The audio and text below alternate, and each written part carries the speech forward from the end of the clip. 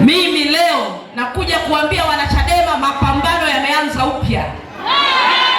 Sisi wanachadema tunarudi kazini.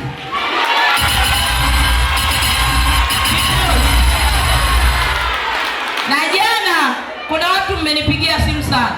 Viongozi wengine mko huku, wengine mko huku. Mheshimiwa Aida, ukija basi uzungumzie ile ripoti, ile tume ya Jaji Chande. Jamani, hivi kweli mimi nilisomesha kuja kufanya ujinga huu? Kwanza mmeshaambiwa ile ripoti sio yenu. Mnajadili nini kama sio kujipendekeza?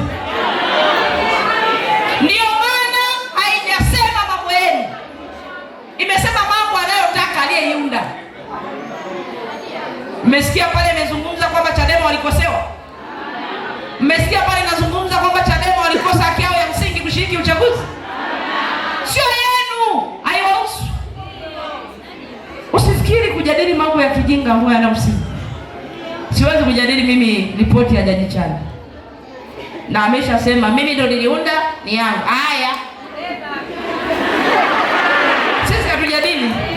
Sisi tunajadili mambo yetu leo kuhusu kukomboa taifa letu, kuirudisha Tanzania yenye heshima, Tanzania yenye haki, Tanzania yenye uwajibikaji. Tuko leo Kilando kutaka kuzungumza habari ya haki Tanzania, habari ya uwajibikaji Tanzania. Sisi tunasema kwa kuwa tukushiriki kwa sababu ya mambo yetu ya msingi ambayo tuliyasema kwamba iwezekani aliyeunda tume ya uchaguzi, anayesimamia hiyo tume, na yeye ni mgombea kama sisi.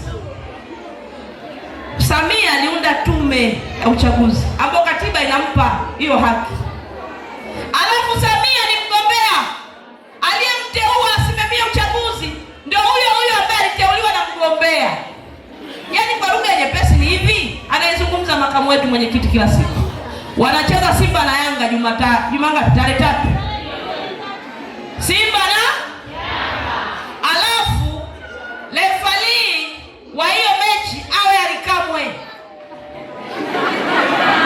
Mmenielewa? Hiyo haki ikoje? Alikamwe ni wa timu gani? Aya, tuseme wanacheza Simba na Yanga. Afu refali wa kuamua matokeo awe mediani. Kuna haki hapo? Chadema tuliwaambia sisi tunajua wananchi wanataka haki. Tunataka kama ni swala la uchaguzi, mizani haikae sawa. Anayesimamia tume asiteuliwe na rais kwa sababu rais ni mgombea. Wakakataa. Wewe Samia, si umesema unapendwa sana? Kwanza katiba mpya, tutengeneze mfumo mzuri kuanzia kwenye tume ya uchaguzi. Akasema sisi mpende msipende tutatiki.